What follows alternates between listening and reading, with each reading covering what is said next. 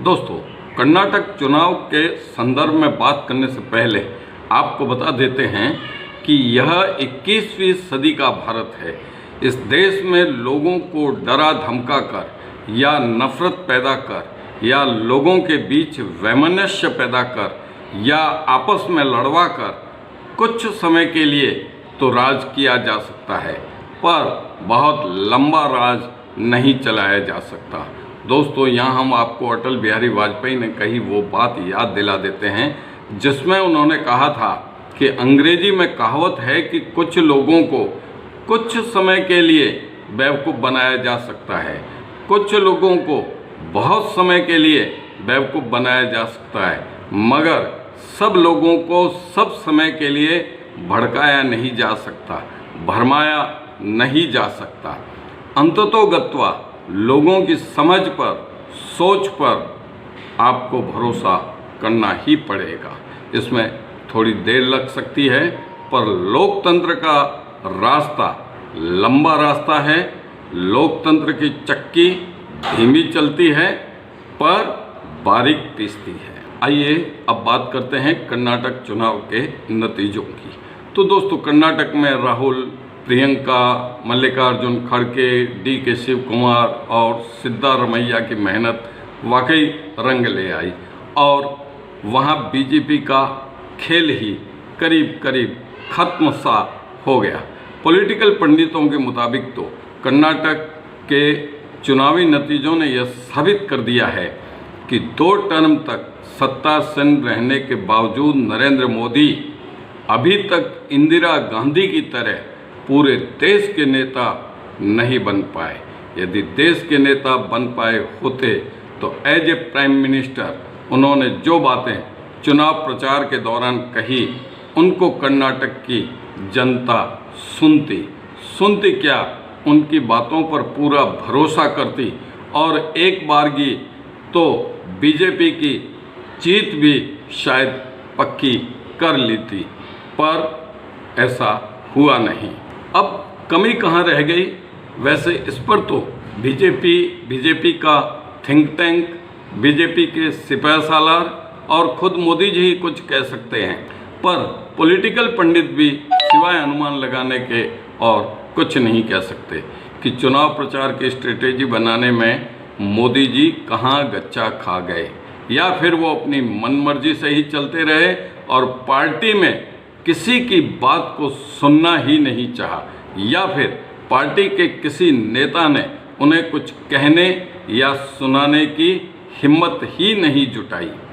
किसी की बात को नहीं सुनना या सुनकर अनसुनी कर देना और सिर्फ अपनी तनक मिजाजी से ही चलना भी डिक्टेटरशिप की भाषा में ही आता है।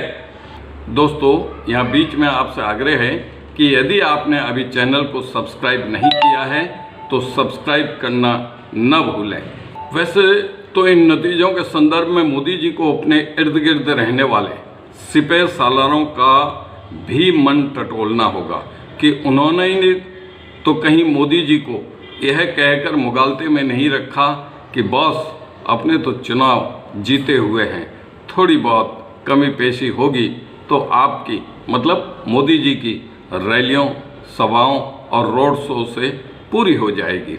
कर्नाटक के चुनावी नतीजों ने अमित शाह की चाणक्यगिरी पर भी प्रश्न चिन्ह तो लगा ही दिया है। मोदी जी के साथ कंधे से कंधा मिलाकर चलने वाले अमित शाह को भी शायद ही इतने बुरे नतीजे आने का एहसास हुआ होगा। यदि थोड़ी सी भी भनक लग गई होती तो शायद अमित शाह रातों रात कोई नई स्ट्रेटेजी बना लेते। तो दोस्तों, ऐसे सूरत हाल में इक्का दुक्का नहीं पर कई सवाल एक साथ उठ खड़े हुए हैं। सवाल पैदा होना लाजमी भी है। इन सवालों का जवाब भी ठंडे दिमाग से सोचने पर या फिर एक्सपर्ट की बात सुनने की आदत डालने पर ही मिल सकता है। पहला सवाल यह है कि तो क्या फिर यह मान लिया जाए कि मोदी जी का जादू मतलब मोदी मैजिक करीब करीब खत्म सा हो गया है, मसलन चुनाव में अपने दमखम पर बीजेपी को जिताने का मैजिक। क्या यह मान लिया जाए कि अमित शाह की कथित चाणक्यगिरी में अब कोई खास दम नहीं रहा? तो क्या यह मान लिया जाए कि एमपी या राजस्थान जैसे एकाध बड़े राज्य में बीजेपी की हार हो जाए तो ब्रांड मोदी की वैल्यू खत्म मानी जाएगी, साथ ही अमित शाह की भी चाणक्यगिरी खत्म मानी जाएगी? क्या यह मान लिया जाए कि नरेंद्र मोदी की समझ से अब कांग्रेस ज़्यादा मजबूत हो चुकी है? तो फिर ऐसी स्थिति में क्या यह मान लिया जाए कि नरेंद्र मोदी के लिए 2024 की राह मुश्किल होती जा रही है? साथ ही क्या यह भी मान लिया जाए कि कर्नाटक चुनाव के बाद भाजपा सबसे बुरे दौर से गुजर रही है या बुरी हालत का सामना कर रही है? क्या यह मान लिया जाए कि गेटवे ऑफ साउथ इंडिया अब बीजेपी के लिए शायद ही खुल पाए, और यदि खोलने की ललक ही है तो स्थानीय नेताओं को दरकिनार करने और उन्हें गरज पड़ने पर तवज्जो देने और गरज सड़ने पर किनारा कर लेने की नीति का तो त्याग करना ही होगा। मसलन जब तक गेटवे ऑफ साउथ इंडिया दोबारा नहीं खुल पाता तब तक बीजेपी को जो भी खेल खेलना है उसके लिए मैदान सिर्फ हिंदी भाषी राज्य और नॉर्थ ईस्टर्न स्टेट्स का ही रहेगा। खेल में जीत हासिल करने के लिए बीजेपी को तमाम कावे दावे छोड़ देने होंगे। दोस्तों, इस वीडियो में बस इतना ही। अब देवेंद्र रावल को दीजिए इजाज़त। धन्यवाद।